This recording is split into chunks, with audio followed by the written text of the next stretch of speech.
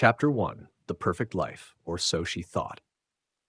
Isla Calloway's life sparkled on the surface. She was the picture-perfect wife to Grant Calloway, a man whose name graced magazine covers and skyscrapers.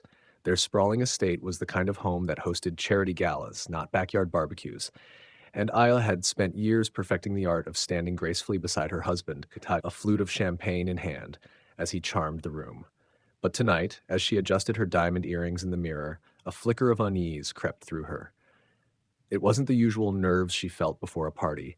It was something darker, something heavier. "Are you ready, Isla?" Grant's voice called from the hallway, smooth as ever, but with an edge of impatience. "Almost," she replied, forcing a smile as she applied a final coat of lipstick. When she emerged, Grant was waiting, dressed impeccably in a tailored navy suit. His smile didn't quite reach his eyes. The gala was everything Isla expected: elegant, extravagant, and exhausting. She circulated the room, exchanging polite laughter and empty pleasantries, but her mind wandered. She noticed how Grant avoided her gaze, how he clutched his phone a little too tightly. Toward the end of the evening, as Isla stepped out onto the terrace for some air, she overheard him. His voice was low, urgent, as he spoke into his phone. "You don't understand. I need more time. A week, maybe 2. She froze. The weight in her chest grew heavier. When the gala ended, Grant barely spoke on the drive home. Isla tried to brush off the unease. Maybe it was just another business deal on the rocks, but the silence between them felt like a chasm. Later that night, Isla woke to the sound of glass shattering. At first, she thought it was a dream, but then she heard the heavy thud of footsteps. Her heart leapt into her throat. Before she could react, her bedroom door burst open and masked men stormed inside. One of them grabbed her, pressing a gloved hand over her mouth as she struggled. "Stay quiet," the man growled. Fear consumed her. She couldn't think, couldn't breathe. They dragged her from the bed, down the stairs, and out into the cold night air. She saw Grant standing in the doorway, his face pale and frozen. "Grant!" she screamed, kicking and thrashing against her captors. He didn't move. He didn't shout for help. He just stood there, watching as the men shoved her into a waiting van and slammed the doors shut. As the vehicle sped away, Isla's mind raced with questions. Why hadn't Grant tried to stop them? Why hadn't he done anything? The last thing she saw through the van's tinted window was her husband, disappearing into the night. Chapter 2: The Captor's Plan. The van rattled along a desolate road, its headlights slicing through thick darkness. Isla's heart thudded against her ribs as she struggled against the zip ties digging into her wrists. Her captors sat in tense silence, 2 masked men in dark clothing. Neither had spoken a word since throwing her into the van. She forced herself to breathe. Panicking wouldn't help. "You won't get away with this," she spat, though her voice cracked with fear. "My husband will."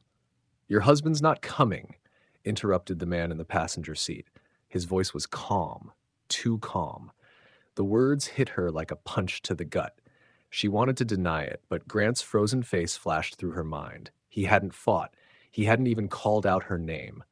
The van took a sharp turn onto a gravel road, jostling Isla against the cold metal wall. They were heading somewhere remote, somewhere no one would find her. Minutes later, they came to a stop in front of a secluded cabin, nestled deep in the woods.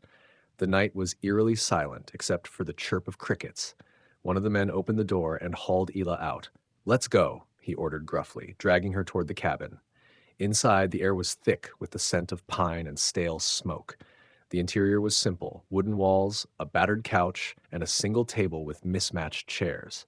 There was no sign of civilization for miles. The man who had spoken earlier removed his mask, revealing sharp features and cold blue eyes. His dark hair was slicked back, and there was a scar that ran from his temple to his jawline. He wasn't what Isla had expected from a kidnapper: too composed, too precise. "I'm Liam Wolfe," he said flatly, as though they were meeting under polite circumstances. "You'll be staying here for a while." "Staying." Isla's voice trembled. "What is this? Who hired you?" He didn't answer, simply cut the zip ties from her wrists with a flick of a knife. Her skin stung as blood rushed back to her hands. "You should eat," Liam said, gesturing to a loaf of bread and a bottle of water on the table. "You'll need your strength." "For what? Playing hostage?" she snapped, rubbing her raw wrists. Liam's gaze didn't waver. "We both have roles to play here." Isla's stomach churned. This wasn't a random kidnapping. It was too organized, too clean. She thought of Grant's phone call at the gala, the desperate plea for more time. The pieces clicked together with sickening clarity. Grant did this, she whispered, more to herself than to Liam. Her husband, the man who had promised to protect her, had orchestrated her abduction. Liam's expression remained unreadable, but the flicker of acknowledgement in his eyes confirmed it. He paid you, didn't he? She demanded, stepping closer. To kidnap me, to stage this whole thing. Liam leaned against the table, arms crossed. You're smarter than you look. Anger flared in Isla's chest, momentarily overpowering her fear. And what's your plan? Keep me here until Grant saves the day and hands you a big fat check? Liam's lips curved into the faintest smirk. That's the idea. Isla clenched her fists. The betrayal burned through her veins. She had spent years supporting Grant, sacrificing pieces of herself for his ambition. And this was his gratitude? You're a monster, she hissed. Liam's expression hardened. Don't confuse me with your husband, lady. I didn't make this mess. I'm just here to clean it up. Despite herself, Isla noticed something strange in his tone. Regret, resentment, whatever it was, it unsettled her. He turned toward the door. Get some rest. You'll need it. For what? She shot back defiantly. Liam paused, his hand on the doorknob. For when this all goes sideways. Before Isla could demand what he meant, the door clicked shut behind him, leaving her alone in the cabin.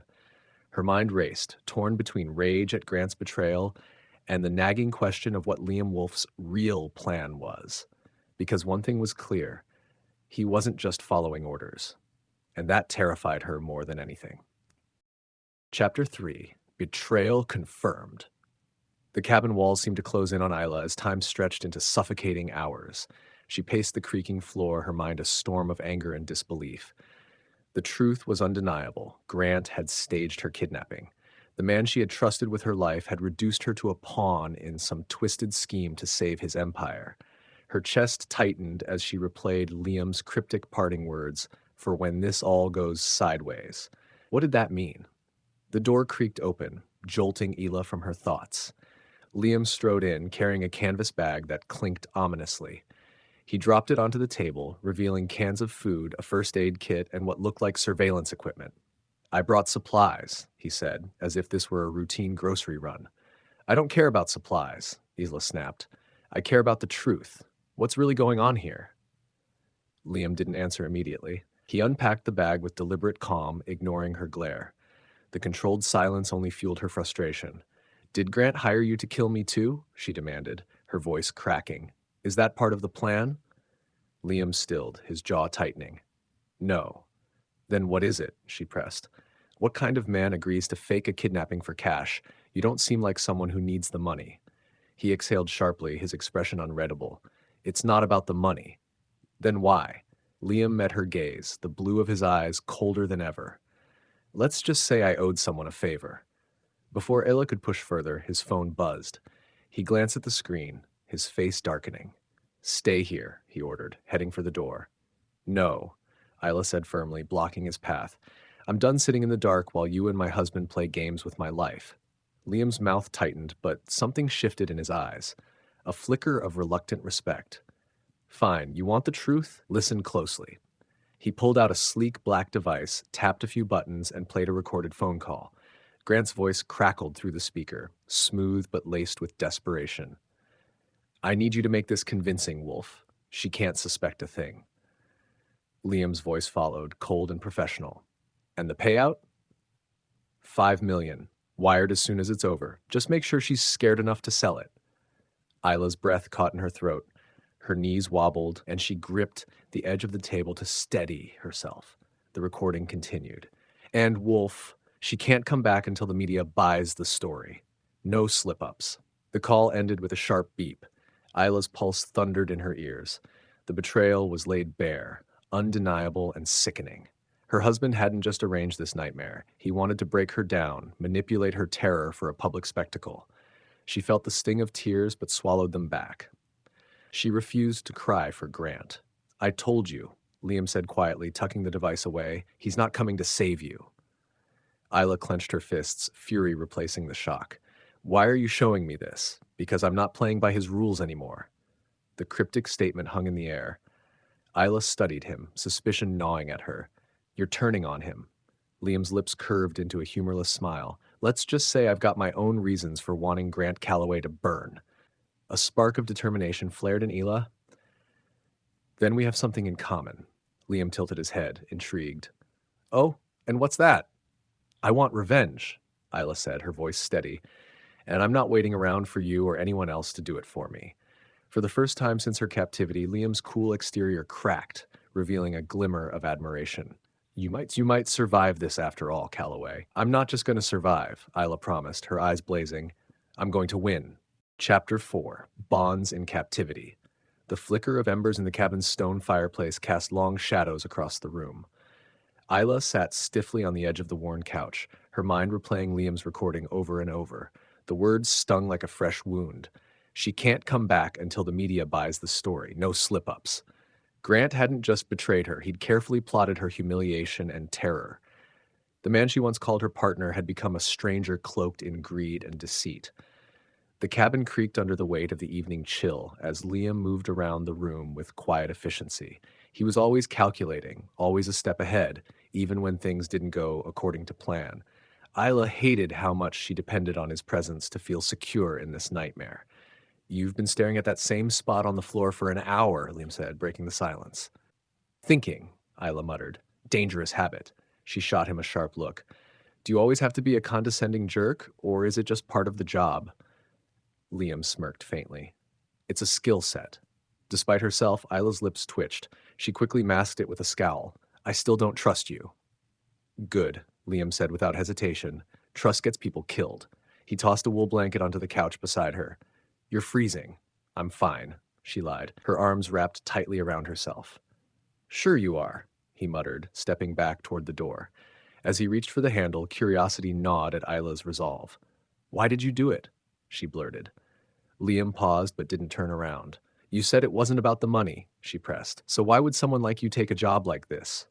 For a moment, the only sound was the crackle of the fire. Finally, Liam spoke, his voice low and measured. Call it a favor, he said, his tone guarded. To clear a debt. What kind of debt? He glanced over his shoulder, eyes shadowed by something darker than she could place. The kind that doesn't go away just because you want it to. Isla frowned, sensing there was more to the story, but before she could push further, Liam's phone buzzed on the table. He snatched it up, frowning at the screen. What is it? She asked warily. Nothing you need to worry about, he said, tucking the phone into his pocket. But Isla saw the flicker of tension in his expression.